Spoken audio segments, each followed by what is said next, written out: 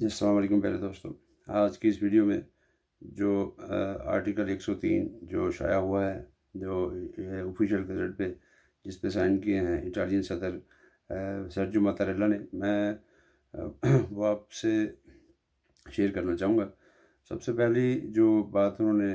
इस आर्टिकल 1 में लिखी है वो ये है कि जितने भी जो गैर मुल्की जो इस इमिग्रेशन के लिए अप्लाई करेंगे, उनका सबसे पहली जो शर्त है वो ये होनी चाहिए कि वो 8 मार्च 2020 से पहले इटली में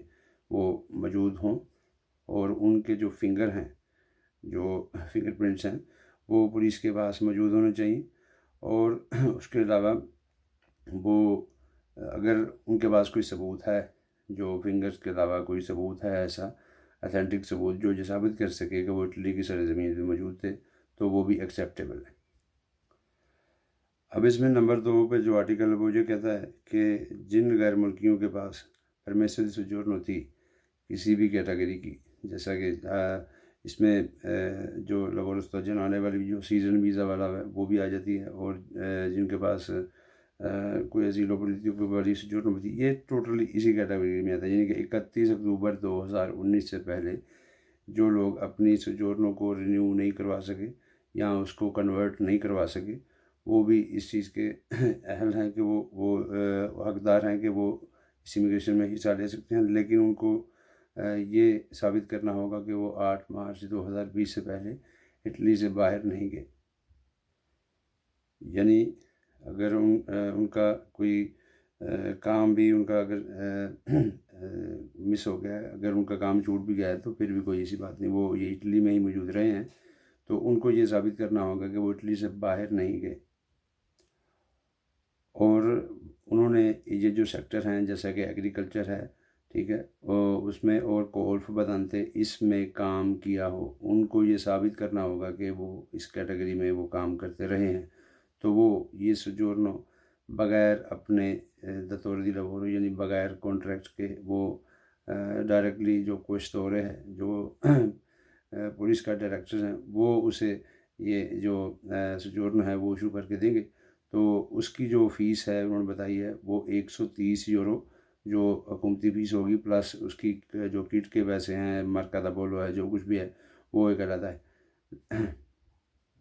और एक बात यह है कि जब भी जिनको ये 6 महीने की तेज़ा हुकूमत से वाली सोजोर्नो जो मिलेगी, वो रिन्यू भी इन्हीं सेक्टर में होगी, यानी कि एग्रीकल्चर में, कोल्फ बदानते में ही होगी।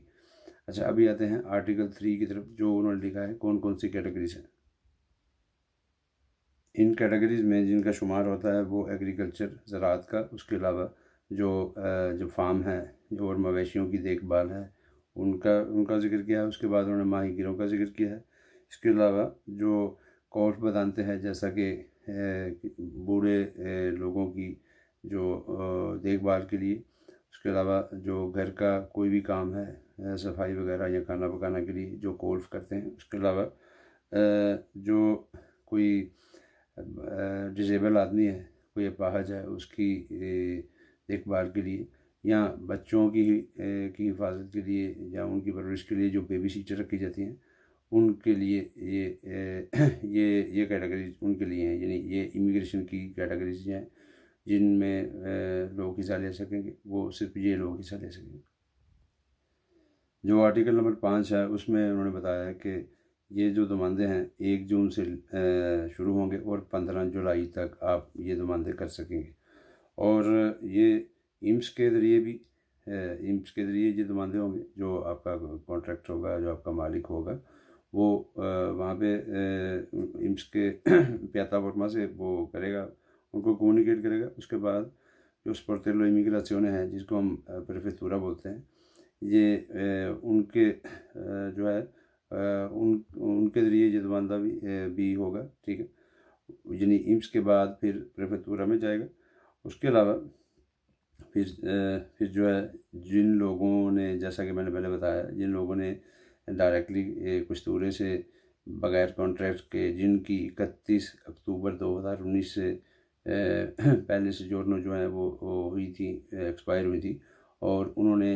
इन सेक्टर में काम किया था, वो क्वेस्टूरा से अपनी उनकी जो सोजोर्नो है वो इशू होगी। जैसे मैंने पहले बताया 130 यूरो उसकी फ़ीस होगी, प्लस किट वगैरह ये वो। आर्टिकल नंबर 7 में उन्होंने ये बताया है कि जो होगा आपका जो मालिक है, जिनके पास कॉन्ट्रैक्ट होगा, जो मालिक है वो सबसे पहले वो 500 यूरो, यानी पहले जो बहुत सा था उसमें 400 बता दें, लेकिन जो ये अभी डिक्रेतो पास हुआ है उसमें उन्होंने 500 यूरो जो कॉन्ट्रीब्यूटो है इनिशियल है, यानी कि शुरू में जो अपने कॉन्ट्रीब्यूटी देनी है जो F24 के ज़रिए जो भरी जाती हैं वो 500 यूरो की होगी। और इसी में ही उन्होंने बताया कि जो वर्कर जिनके पहले मैंने जिक्र किया बगैर कॉन्ट्रैक्ट के पश्तूरा से अप्लाई करेंगे वो 130 यूरो फीस देंगे। आर्टिकल नंबर 8 में उन्होंने ये बताया है कि जो मालिक जिन पे पिछले 5 सालों में जो कोई जुर्म साबित हुआ हो, ठीक है, कोई इन्होंने कोई क्रिमिनल केस हो उन पे, तो वो नहीं कर सकते दोबारा, चाहे वो जुर्म साबित हुआ हो या अभी केस अंडर प्रोसेस हो। उसमें सबसे पहली बात जो उन्होंने कही है फवरेजमेंट इमिग्रेशन क्लांदेसीना, यानी ये जो लोग जंटी करते हैं ये उनकी बात हो रही है। उसके अलावा ये जो वर्कर्स को वो ज़ालमाना तरीके जिनके साथ होते हैं, यानी कि जिनको बहुत बुरा सलूक किया जाता है और उन पे ऐसे केसेस भी हों वो भी नहीं कर सकते। उसके अलावा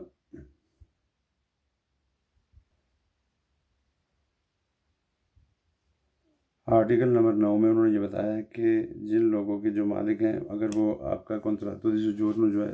वो साइन नहीं करते तो उस सूरत हाल में भी आपकी जो सोजोर्नो है वो जो आपका प्राधिकार है वो रिजेक्ट हो सकता है, ठीक है। तो या वो जब भी स्पोर्टेलो इमिग्रेशन वाले जब भी आपके मालिक को बुलाएं तो वो वहाँ पे मौजूद नहीं होता, यानी कि हाजिर नहीं होता, तो इस सूरत में भी आपकी जो है जो केस है ये पास नहीं होगा। अच्छा, उसके बाद अभी आते हैं आर्टिकल नंबर 10 पे। आर्टिकल नंबर 10 में उन्होंने ये वाज़ेह तौर पे बताया कि वो लोग जो नहीं इस चीज़ का दमंदा, इस इमिग्रेशन का दमंदा नहीं कर सकते जो जिन पे कोई केस है, ठीक है, कोई ऐसा जुर्म जिन्होंने किया है उसमें। उसके अलावा और भी उन्होंने कहा है कि इसके अगर वो लोग जिनकी सिर्फ रिपोर्ट ही की गई है, यानी कि वो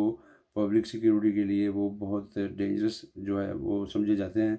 जिनमें टेररिस्ट एक्टिविटीज़ भी आती हैं, और उसके अलावा औरतों के साथ बुरा सलूक और मार पिटाई और ये कत्ल गारत, ये जो जितने भी बड़े जुराइम हैं इनमें वो शामिल हैं। अच्छा, अभी आर्टिकल नंबर 14 में जो उन्होंने जिस बात का जिक्र किया है कि जो मालिक जिन लोगों ने कुश्तूरा से जो आर्जी सोजोर्नो 6 महीने वाली जो अप्लाई की हो, अगर उनको 6 महीने वाली सोजोर्नो मिलती है तो वो इस कैटेगरी में एग्रीकल्चर में कोर्ट बंदाते में उनको जो कॉन्ट्रैक्ट या काम की तलाश करने के लिए वो जो सोजोर्नो दी जाएगी, उनके जो मालिकान होंगे अगर वो कोई कॉन्ट्रैक्ट उनके साथ नहीं करेंगे, यानी कि उनको लीगली तौर पे